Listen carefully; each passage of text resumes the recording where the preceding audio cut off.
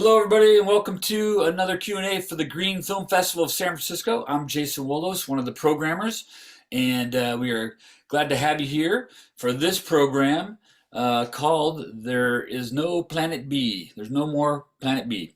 There's just us, and we are lucky to have some of the filmmakers here with us for this Q&A. Hey, everybody. Hello. Hi. Thanks for being here, guys. It's wonderful to have you here. First off, congratulations on getting into our film festival and not only that, making your films. Well done. And let me go around the room and get a quick introduction. Even though people have watched your movies, just tell us who you are and what film you're connected with. Maura, I'll start with you. Hi, y'all. My name is Maura, and I'm the producer of the Freeway Greenway short. Fantastic. Glad to have you here. Shireen, how about yourself? Hi, I'm Shireen Anderson. I'm the director and executive producer of the documentary short Deep Ambition. Fantastic. Lovely film. Although I don't want to go deep diving anytime soon. Maya, how about you? Introduce yourself, please. Hi, I'm Maya Craig, and I made Healy. And what's your film? I didn't catch that. Healy, Healy, thank you. about the U.S. icebreaker ship. Yeah, beautiful film. Will, hello. Say hello. Hi, my name is Will, and I'm a director of film, a documentary animation short film called Disappearing Jewels. Fantastic. Animation, correct? Yes. Yeah, lovely film. Thank you. And Miguel, last but not least. Hi. Hi, everyone. I'm Miguel Astudillo. I'm the director and co-producer of Burning Injustice. Thank you guys for being here. Congratulations on making your movies. Why'd you make your movies? Miguel, I ended on you with that last question. Why'd you make your movie? Yeah, it was I work for the Story of Stuff project. I'm the director of content and direct and produce a bunch of social media content. And we have a long-standing partnership with VIP, which is Valley Improvement Projects, the organization, and the organizers are featured in the film. And so we've decided, I would say a year and a half, 2 years ago, to dive deep in their story. They've have done a lot of work, environmental justice work in the Stanislaus County, Modesto, that area of the Central Valley, North Central Valley. And so we thought, why don't we go and produce something that is more, I guess, more meaningful, a deep dive in their story, and make it more character driven. And so we thought about it as a team, and then I had met Bianca and Tom, which are the directors and the founders of that organization. I met him. I met Tom in Washington D.C. and I talked to him about the idea, and he was really excited about it. They hadn't had any, visual elements. I mean, other than pictures and their website, and so we started that partnership, and we decided to make a film. I'm glad you did. It's an interesting story. Haven't seen something like that in my experience yet. Will, what was your inspiration for your movie? Well, I know what it was, but share it with the audiences. Inspiration for the movie? Yeah. How did you make your movie? Yeah, I mean, so when I make films to celebrate life and death. I mean, generally speaking. So in this case, I wanted to celebrate and remember my grandfather who was a blind man and was very obsessed with climate and weather, and a lot of questions that I didn't get to ask him. I decided to ask the ocean and life science experts to answer some of those questions. So I mean, why did you, if I can divulge real quick, why did you decide to animate? because I'm an animator. Okay, got it. Did you ever think about telling it any other way? That was just you like documenting your grandfather or these, Yeah, I mean, the photo or audio collage or live action also could have been options, but in a sense that the half of the film is kind of rotoscoped, so in a way it's kind of like live action cinema. right, right. Okay, cool. Maya, why'd you make your film? It seems like quite the endeavor too. It's a gorgeous film. Thank you. Yeah. So let's see. The Arctic is melting or is warming 4 to 7 times faster than the rest of the planet. And this is a statistic that has always really struck me as a background in environmental science. I've always been sort of fascinated or struck by the implications of what that means for the global climate. Because since Homo sapien has emerged on the planet, there's always been, a year-round frozen ice sheet at both poles, and within our generation, in the near future, that ice sheet will melt in its entirety in summer for the first time in human history. So, spent a while as filmmaker focusing on environmental stories, thinking about how to tell that story. It's a really difficult place to access, and a place that not many people will visit in our lifetimes, and yet has really has broad implications on all of our lives. So it was like maybe 10 years ago, the media, there was a lot of focus on this space, calling the Arctic this, last new frontier in this Cold War that was happening in this space, because the ice, the receding sea ice was making accessible this new oil, gas, mineral resources, and all the great nations are scrambling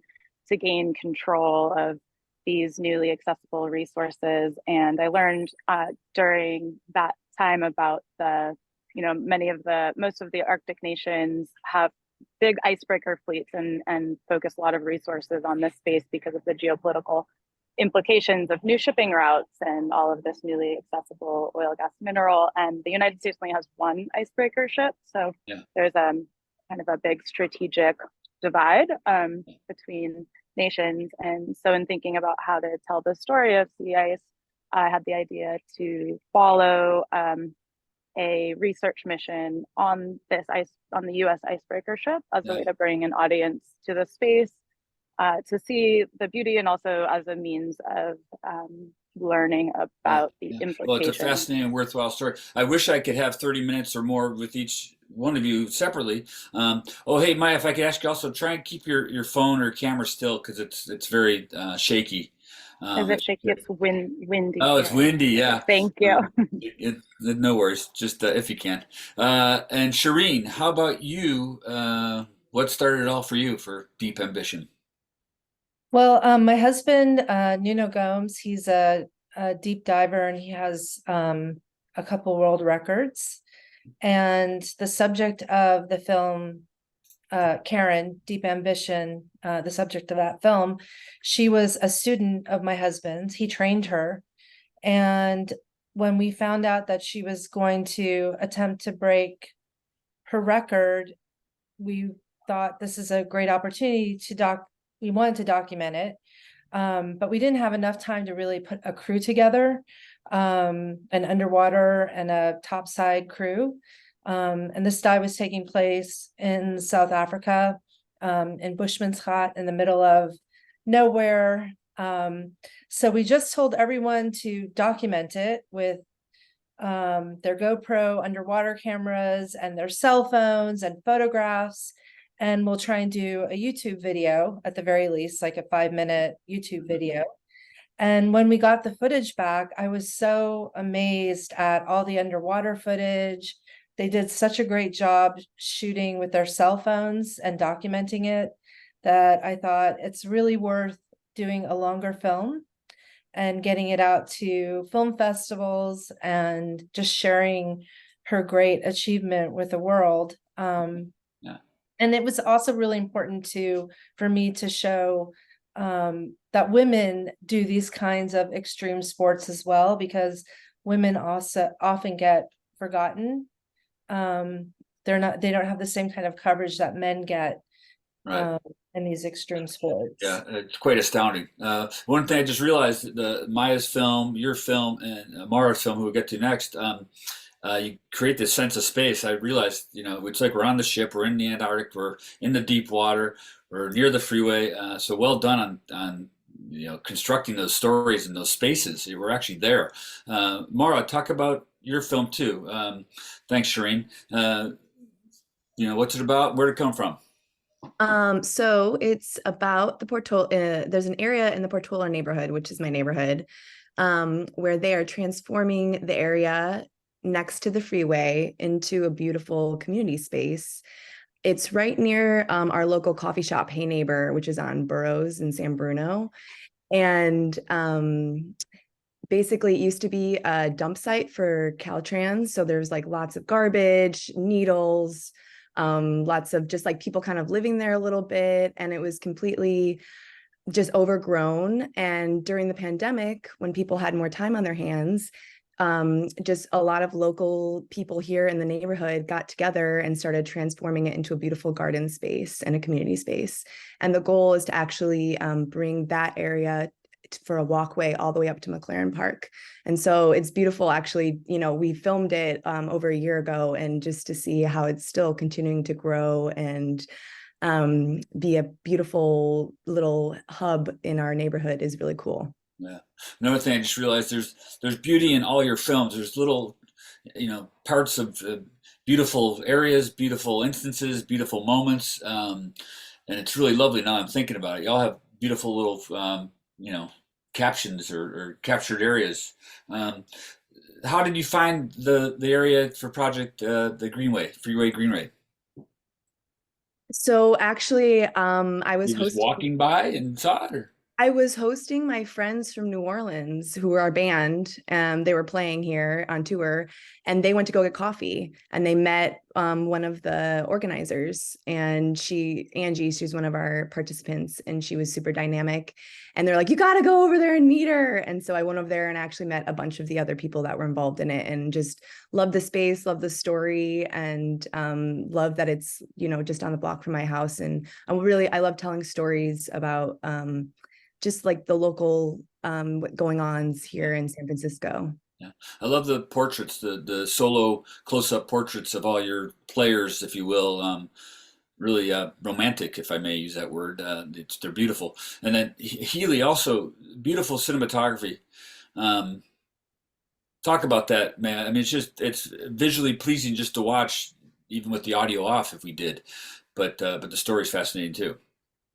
Thank you. Yeah, it's the thing about filming in the Arctic is the light is always beautiful. It's always low on the horizon. So you get Did you film as well? What were your roles?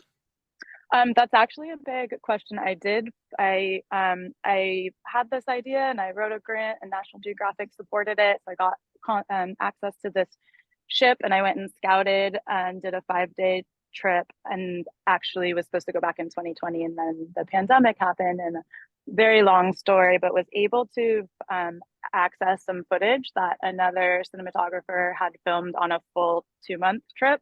Oh, okay. And worked that into my interviews and the scout footage that I had done. Right, so it right. ended up being a kind of a 4-year journey to this place of weaving that footage together, and to like all documentaries. 14-minute film. Yeah. Did you have a story, or you found the story after, like in post while you're editing?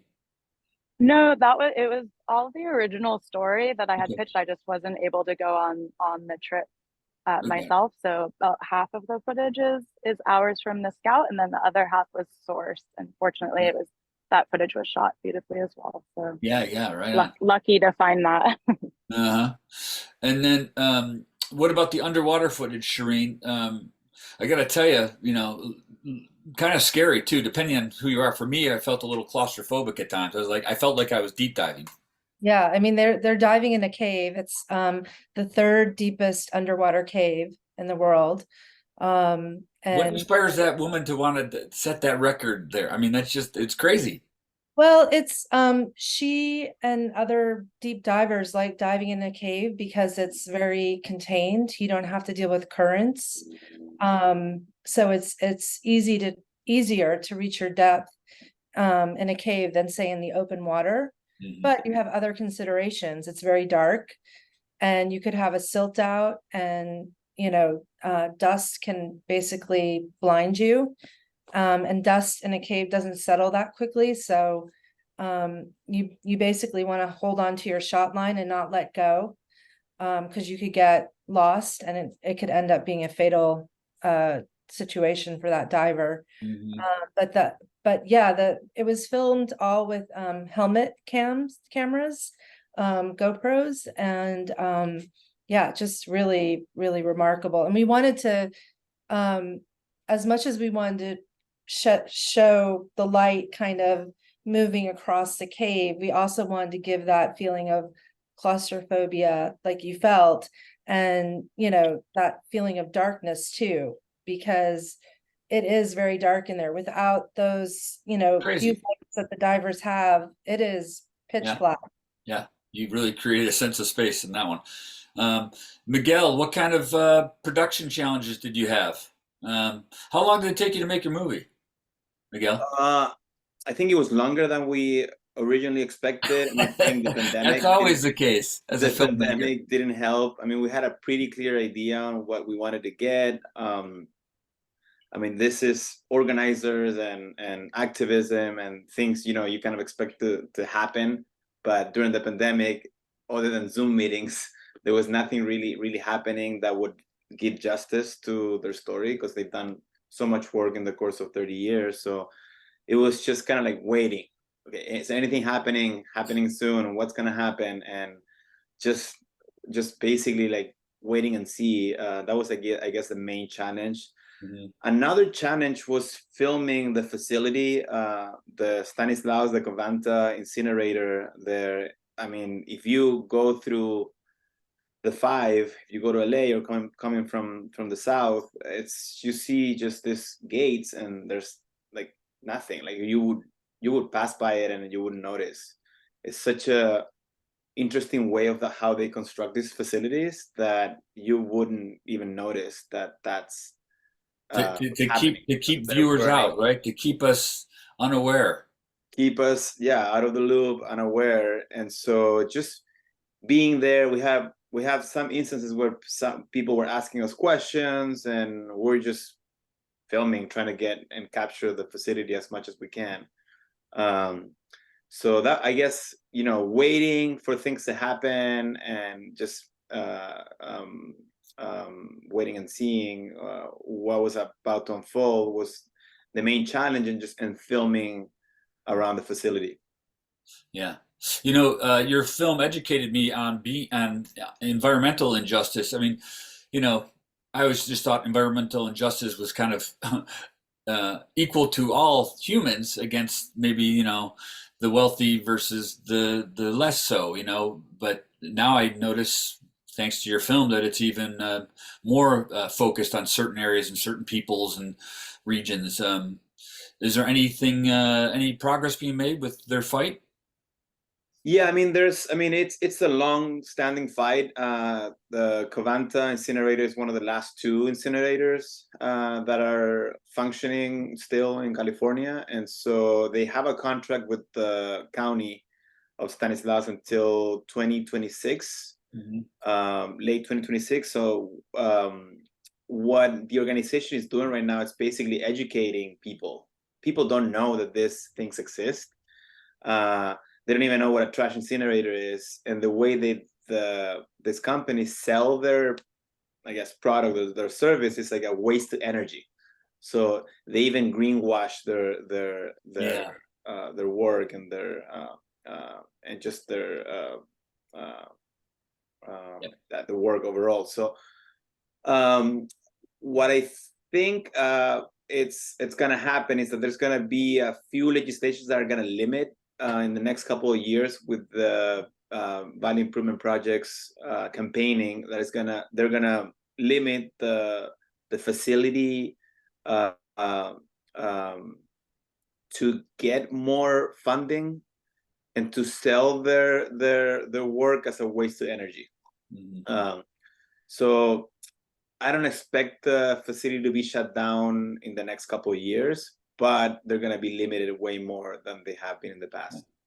And through your film too, people like myself and other audience members are now definitely more aware and educated of this injustice and this happening. Right. I mean, I guess the main intention of the film was to leverage the film and help VIP to leverage and use it as a tool to educate and then keep mounting pressure. Yeah. Let me ask that question of all of you, and Will, I'll go to you next. What did you hope to capture, convey, or communicate with your poetic animation?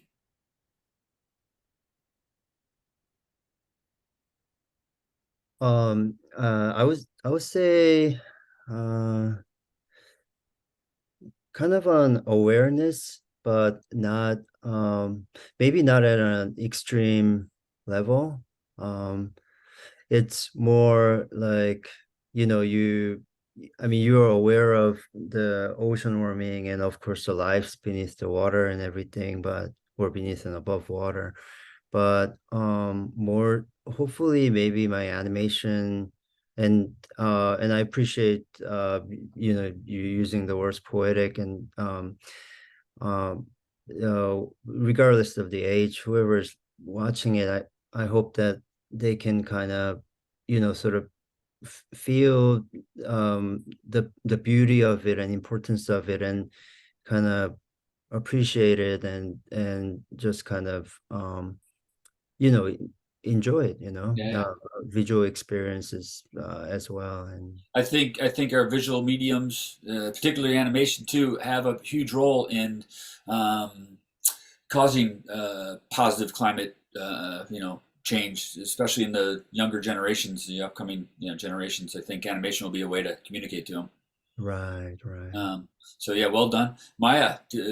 Something you wanted to get across to audiences or hope to capture with your film? Yeah, this is part of a kind of broader project working on looking at the implications of receding sea ice on the global climate. I think my interest in this story is to get an audience to sort of step back and have a somewhat existential, like, overview effect view of the planet, and try to like the concept of visualizing a planet without an ice cap for the first time and what that means, and to recognize therefore the interconnectedness of the entirety of the planet and the urgency to all be prioritizing climate change. Yeah, right on. as Again, important. yeah.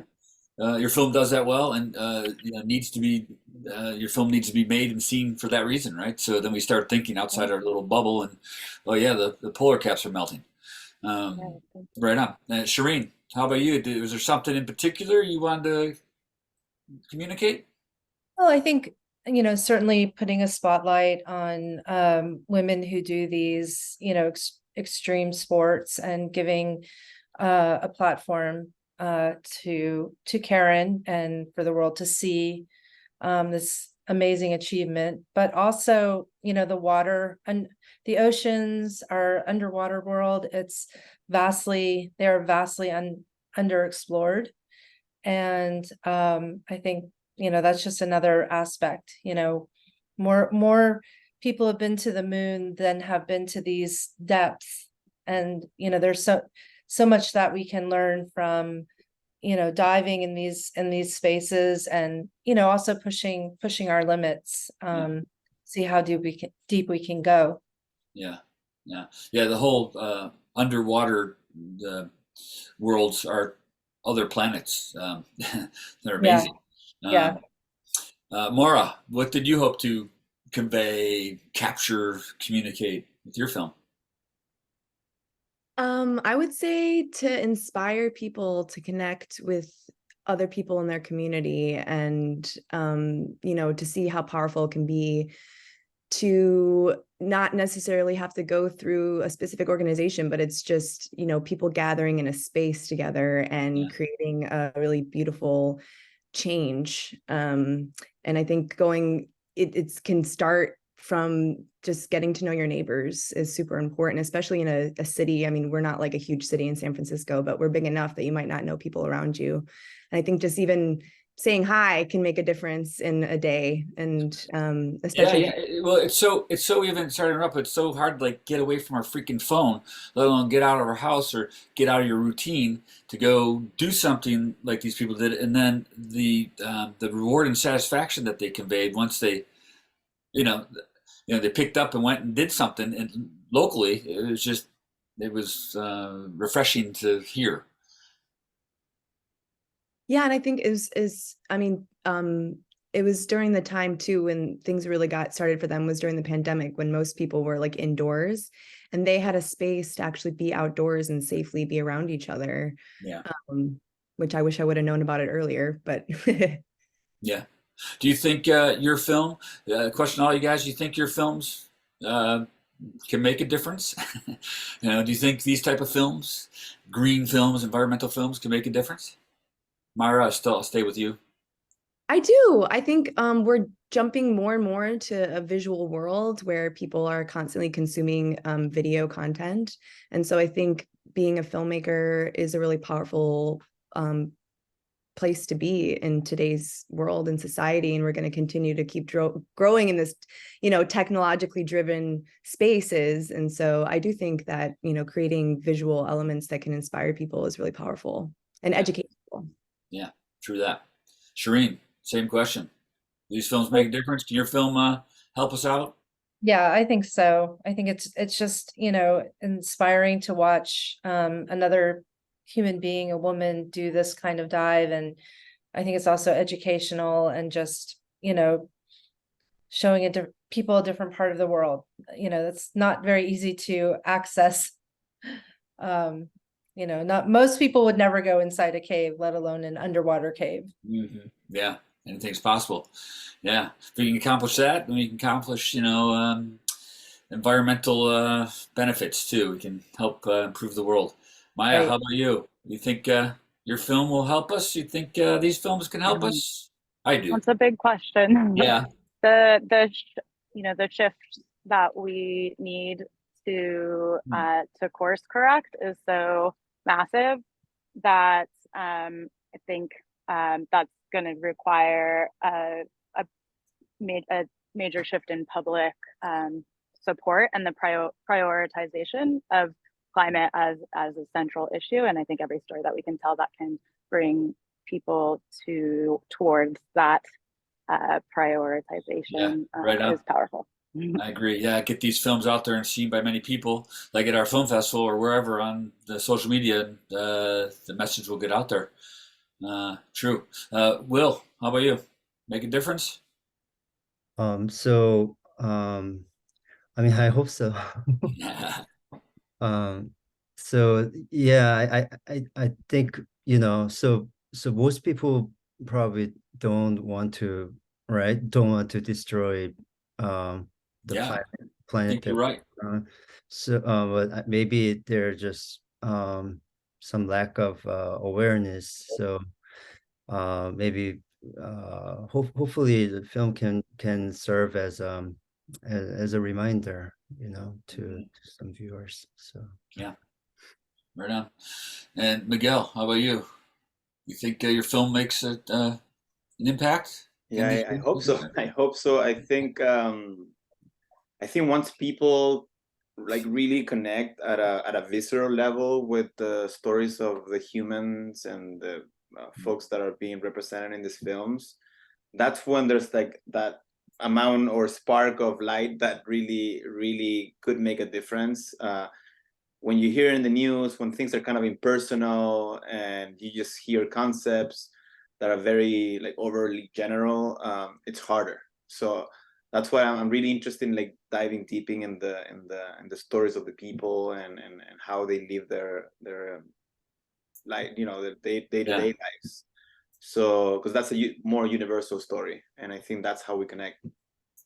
yeah, yeah. That's one thing your films all did as well. I just realized they really tell a story that connected me at least. Made me feel connected to your participants in your movies. So well done.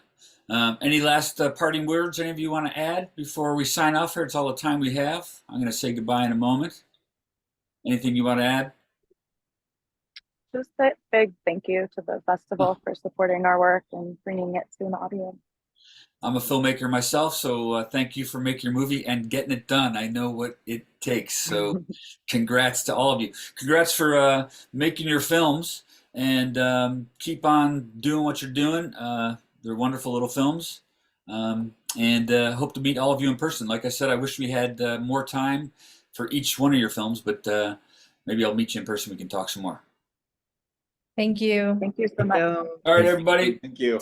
That concludes this Right. Q&A. Please check out more great independent and environmental films at sfindie.com. Thanks for watching. Bye, everybody.